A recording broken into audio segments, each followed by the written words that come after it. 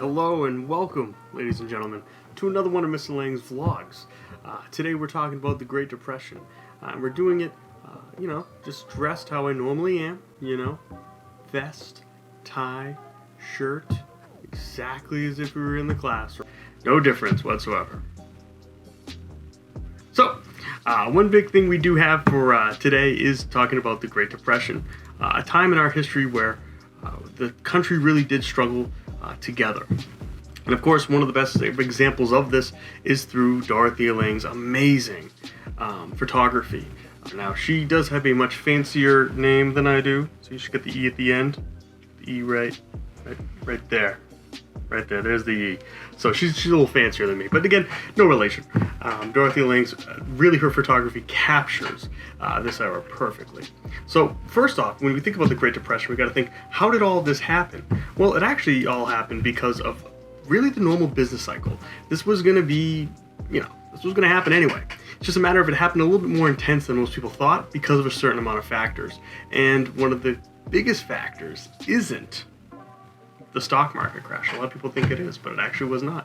It definitely hastened it coming. It became a little bit faster because of the stock market crash. But again, that was not the only reason. That was not the only reason for this huge depression in history. One of the biggest in U.S. history. So first we have the bull market. That's one thing you do need to know. The bull market is where we have an upward trend in stock prices. Now, if you're thinking to yourself, Mr. Lang, how am I going to remember this? Like, do you have anything catchy that's going to help me remember it? I got you covered. With the bull market, because that's the upward trend in stock prices, where stock prices are going up, think the bull horns go up. So the upward trend in stock prices. You're welcome. You're welcome for that. Now, everyone likes a bull market. Bull market's a good thing. Prices are going up in the stock market. Everything's going good. But looking at that comic right there, there's something called the bear market. Now, the bear market is not good at all. It is bad. The bear market is the opposite of a bull market. So if the bull market is the upward trend in stock prices, the bear market, odds are, is the, you guessed it, the downward trend in stock prices. Think like the bear paw coming down. The downward trend in stock prices. This is something we don't like to see. This is not great. Because of course this means, hence the guy running from a bear. This is something that you really don't want, again, in any type of economy. It happens as part of that normal business cycle, but again, this is where stock prices go down and down and down and down. And you think that's a good time to invest, and in most cases it is, but at the same time, it's something where when this happens as a whole, like everyone gets, that happens to everyone, it can really hurt the market a lot. So the problem was really the 1920s, as crazy as this sounds, right? We're talking about the 1920s, everyone's all doing well and everything else, so much prosperity. Well, they had some serious problems underlining in that economy. Some important industries started to struggle, including, agriculture, railroads, steel, all that right there. There are these serious ones, as I listed here. And farmers are one of the biggest. They're going to start to struggle a lot. Really, they suffered the most because during World War I, they ramped up their production. They meet the demand to serve, not only feed us here in America, but also over in Europe as well. So, of course, once the war ended, the demand plummeted. But the farmers still increased their production, thus sending prices even further downward. Because again, when you look at supply and demand, again, there's not as big of a supply, then there's a bigger demand. Here, it's the opposite. There's a huge supply and not a big demand. That's going to drive the price down. So, again, consumer spending is also down during this era as well. In the late 1920s, again, Americans were just buying less, straight up. Again, what happened was the prices were going up on things, and people's paychecks were staying the same. They were very stagnant, meaning they weren't going up, they weren't getting raises or anything like that. And people were overbuying on credit. And when you overbuy on credit and you can't pay it back, then that becomes a serious issue. Now, most people did not have the money to buy the flood of these goods coming from the factories. In fact, some of these goods are things that we talked about even in class during the 1920s. Yes, these things, the Model T, again, because there's such a huge amount of goods being flooded out, all these new inventions that we saw as well with our marketing to the masses activity. Again, yeah, this was a big issue for the Great Depression. So moving into the late 20s, we have 1928, an election year. We have Herbert Hoover win the election. And honestly, when it comes down to it, Hoover usually goes down in history as probably one of the worst presidents. And in fact, they have a vacuum cleaner named after him because he sucked. But the big thing is, of course, the fact of the matter is when you look at Hoover, you got to look at the whole government. Again, he's just one man. Again, he had no control over Congress, and again, Congress is just as much to blame here. Hoover emphasized years of prosperity under a Republican administration, which of course, obviously we know now looking back, we didn't get. But he did win with an overwhelming victory in 1928. How overwhelming? Pretty overwhelming. I mean, let's be serious. That's a lot. But Massachusetts, we said no. We knew. That's why we knew. So by 1929, many Americans were actually invested in stocks. Now, if you did the other activity with Jimmy Braddock, he invested in taxis. He thought that was going to be it. That's going to be great. That's what be rich. He invested a lot in the stock market because nobody knew or even thought it would ever crash. But the stock market became the most visible symbol of prosperity of this American economy. The Dow Jones, really, that was a barometer of just how well the stock market's doing back then and, of course, even today. The Dow, really, if you don't know, is a measure based on the price of 30 large firms, which, of course, now has changed, but nevertheless, back then. So stock prices are rising through the 1920s. People are investing. Everything's going good. We're talking... in 1929, which is crazy to think today, obviously, it's going to be 381 points, which if it was 381 points, my God, today, that would be crazy. That would be horrible. But again, back then, 381 points was good. And that's higher than the 300 points that was in 1924. And by 1929, 4 million Americans are going to own stock here in our stock market. And there was a lot of underlying issues here. By the late 1920s, we had huge problems with the economy. We had people buying on speculation. Speculation is when you buy stocks and bonds hoping for a quick profit, right? So that the new, we'll just say, I believe it was not an iPhone. New iPhone comes out, right? So new iPhone comes out, it's going to come out, the announcement's going to come, it's going to be so hyped, that's going to make Apple, as they are a company that is publicly shared, their stock prices are going to go up because people are going to be buying this thing. They always do. And so when they go ahead and when you speculate, you think, okay, so if I buy right when it's low, there's not much going on, no new announcements, but then sell when it's high, right when a brand new iPhone comes out, that is speculation. You want to keep your money in the market to let it grow. But when you go ahead and you take it out real fast, then that's just buying stocks, hoping for a quick profit. And it can backfire. Okay, so say you go ahead and you do something like the next point here, margin buying, or buying on margin, either or. Again, that's when you pay a small percentage of a stock's price as a down payment and you borrow the rest. So essentially you go ahead and you ask for a loan. You buy it, then you invest it. Say you put down $100, we're using easy numbers here, $100 for a $500 stock, right? But it's okay. The stock goes up to $1,000. Oh man, you're doing great. You could pay back what you borrowed. Say it's a $500 stock when you had it. You only paid $100 in. You got $400 that you borrowed. You could pay that and then have some. But the issue is when it doesn't go up. Because if it goes down, say it goes down to $50, now you still owe that $400 to the bank. And that becomes really the seeds of the trouble here in this economy. And in 1929, it all came to a head.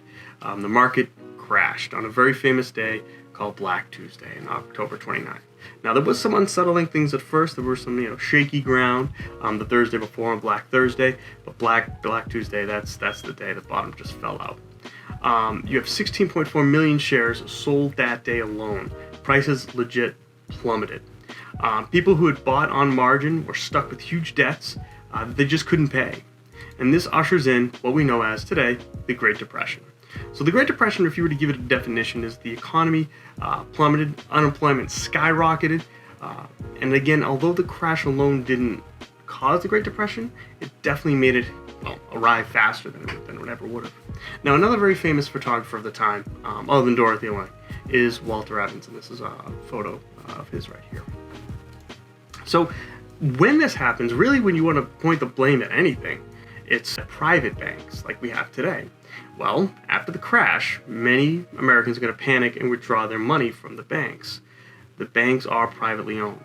And the government didn't respond in time to help out these banks. And so banks also invest in the stock market. That's how you walk in and you're like, wow, this place looks great. Wow. When you walk into a bank, it's because they're taking your money and they're investing it. So they had lost a lot of money. And this huge rush of people going into the bank to withdraw their money, to get their savings back, literally makes it so altogether by 1933, 11,000 of the 25,000 banks nationwide had collapsed. Again, these are privately owned, banks. It's not, governed by the government. So the government didn't reach out and help at first. We are going to see under our new president at the time, Franklin Delano Roosevelt, he is going to go ahead and declare a bank holiday, closing all banks, and only let viable ones reopen. So GNP drops, meaning unemployment soars. So what's GNP? It's gross national product. Essentially, you don't have to know it, but again, the total output of a nation's goods and services. So because that dropped nearly 50%, businesses are going to go bankrupt. And of course, because businesses go bankrupt, those workers are out of a job. And that's what we see. Unemployment leaps from 3% in 1920 to a whopping 25% in 1933. Things that made it even worse, which is literally crazy to think that this even happened. The HAWLEY SMOOT, or sometimes referred to as a SMOOT-HAWLEY tariff, went ahead and put a huge tax on imports, forcing people to buy these already expensive American goods. Meaning, if you put a tariff or a tax on imported goods, say that good was at first, easy numbers, $10, but then the tax, is huge on it. Well, that $10 thing might be now $20. And then you have these expensive goods that the America's making that's already $15, but there's no tax. So now, because you have to pay that tax, that $10 goods now $20 goods is now $20 imported, and $15 if you buy it here in America. So obviously people are going to buy it here from America, but it's more expensive. So because of that, because world trade is going to fall, because we're not trading back and forth, it's going to fall 40%, which is a lot. So to wrap it up with the causes of the Great Depression, you got tariffs, again, tax on imported goods. Demand was low. The farm crisis, again, where they were producing too much and not really didn't need to. People were buying stuff on credit because, again, credit was easy to get. And this whole unequal distribution of income as well, where you're going to have the rich be rich and the poor be poor. So what are some of the hardships during this Great Depression? Well, the Great Depression brought in a lot of hunger, homelessness to millions across the country. People lost their jobs, people lost their homes. People are going to start to make makeshift, essentially houses out of scrap material, these shacks. And before long, we're going to have things in Central Park, New York, called shanty towns, which are going to be later called HOOVER'S, because of course, Herbert Hoover, the president, was allowing all this to happen, which we'll talk about him and how he responded to this whole crisis in a moment. But nevertheless, in mock reference of him, these Hoovervilles are going to spring up all around different cities throughout, New York, Boston, etc. In this time as well, we have soup kitchens that are going to be giving out low-cost food or free food, as well as bread lines. It's crazy to think that, today when we think about, speaking of, iPhones, again, we think about, people standing in line for the latest iPhone. Well, that's not how it was back then. It was standing in line to eat, possibly for the day. That could be their only meal for the day or days.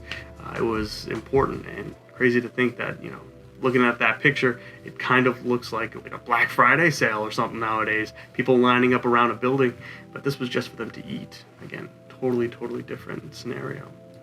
The Dust Bowl is going to affect the farmers as well. So the Dust Bowl is a severe drought that's going to grip the Great Plains in the 1930s. We're talking these winds are going to scatter the topsoil, expose a sand and grit that nothing's going to be able to grow. People are going to lose everything as a result of this. In fact, there are dust storms that are going to push dust all the way here to the East Coast, as crazy as that even sounds. But it's because, again, of just a huge drought that happened. And they weren't turning over the soil as much, and on top of that, we didn't have fertilizer. In fact, nitrogen fertilizer, something that, you can go to Home Depot and people put on their lawns now, specifically nitrogen fertilizer, that's going to be something that's going to become huge towards the end of this Dust Bowl. It's going to help us get out of it. So again, looking at some of these pictures, it's insane to just imagine that coming at you. Like, that's crazy. Again, so many witnesses said that there just was sand all the time. You couldn't clean. As of course, it would just constantly everything being sand. That was a car. How crazy is that, right? It's nuts. So some of the hardest hit regions are Kansas, Oklahoma, Texas, New Mexico, Colorado. And many farmers are going to literally abandon their farm, their home, take all their stuff, put it in a car, put it in a truck, and go across to the Pacific, to the West Coast, to California, to start a new life, because there was nothing left for them. There was literally nothing left for them there. This looks like a scene out of the, Beverly Hillbillies, but it's legit. It's true. That's what a lot of people did. Dorothy Lane, see, using a lot of her photography in this. So again, looking even at the damage, look at that. Oh my goodness, just seeing just how catastrophic that really was. It really was. All right, so hobos are going to actually become a term. It's going to be a term during this time. It's going to be created. It's really to describe these poor drifters that are, transients that are going to be hitching rides on the railroads, just going wherever they can to get a job and a hot meal. Thousands of them are actually teenagers, believe it or not. Although injuries and death were common. Again, these guys are literally hopping on and hopping off of moving trains. You're going to have over 50,000 people hurt or killed. It sounds crazy, but again, they're just trying to get a free ride. So, nuts. So what are the effects of this depression? Well, suicide rates are going to rise, more than 30%. Alcoholism is going to rise as well. 3 times as many people are going to be admitted to mental hospitals than in your normal era, your normal time, if you will. But at the same time, there's a lot of good things that come out, including, a lot of kindness to strangers. Again, that soup kitchen I showed you, that bread line, was sponsored by Al Capone. Additionally, you have many people form habits of thriftiness and savings, where they're going to go ahead and see, I can fix this instead of just throwing it out and getting another one, which is, great to see. It really is. So there are going to be bank robbers back then as well. Again, one of the most famous is John Dillinger, Bonnie and Clyde. I think one of the most, kind of funny, facts, if you will, is that John Dillinger sent a letter to Henry Ford thanking him for his making the Ford such a great car for him to get away from. I don't know, it's hard maybe for you to read on your screen, but it says, "Dear Mr. Ford, I want to thank you for building the Ford as fast and as sturdy as a car as you did. Otherwise, I would not have gotten away from the coppers in that Wisconsin-Minnesota case. Yours till I have the pleasure of seeing you, John Dillinger." Only that guy, man. Only that guy. So let's talk about Hoover. Hoover struggled with the Great Depression. After the crash, he tried to reassure Americans. He said any lack of confidence in the economic future is just foolish. He said business as usual. And we know today that's not what they should have done. His philosophy was what we call rugged individualism, the idea that people succeed through their own efforts. He told people to pull themselves up by their bootstraps. He wasn't quick to react. And by the time he felt, by the time this all went down, it was too late. It was just too late. He did, one successful project under Hoover was, of course, the Hoover Dam, formerly the Boulder Dam. And this becomes the world's tallest dam, and that's $700 million project on it. Are there damn questions? It's pretty good, right? Okay, I'll see myself out. Anyway, so the bonus army is going to be something that goes down in D.C. during this time. This is where we're going to end for today's lecture. 1932, we have an incident where Hoover's image gets tarnished even worse. Again, 15,000 World War I vets show up to the Capitol to support a proposed bill called the Patman Bill. Now, the Patman Bill was supposed to go ahead and authorize Congress to pay a bonus to World War I vets immediately. And the bonus was scheduled to be paid in 1945. But the vets wanted it now. They needed it now in 1932. So, as crazy as this sounds, the Senate voted down the Batman bill.